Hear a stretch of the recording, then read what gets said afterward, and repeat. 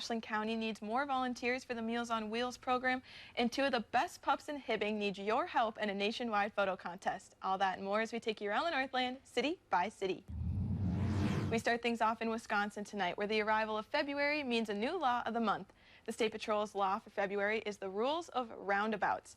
Crash data shows that roundabouts are safer for drivers as there are fewer head-on and left-turn collisions. The agency adds that roundabouts reduce fatal crashes by 90%.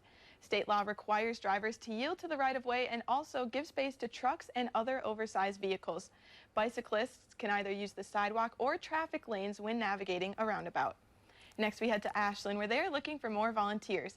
The County Aging Unit is in need of help with their Meals on Wheels program. Routes only take about an hour and mileage reimbursement is available. Meals on Wheels delivers lunch to senior citizens across the county, and sometimes these are the only meals they get in a day. We'll have sign-up information on our website. And we wrap up in Hibbing, Minnesota, where the police department has two cute canines in a nationwide contest. Both Canine Chase and Canine Dottie are entered in the Blue Line Unlimited Police Canine Photo Contest. Blue Line Unlimited is a nonprofit that works to help first responders and their families by providing training, education, and equipment.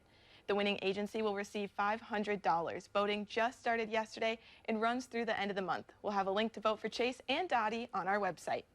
And as always, if there's something going on in your neighborhood that you think we should know about, send us an email and it might be featured as we take you around the Northland, city by city.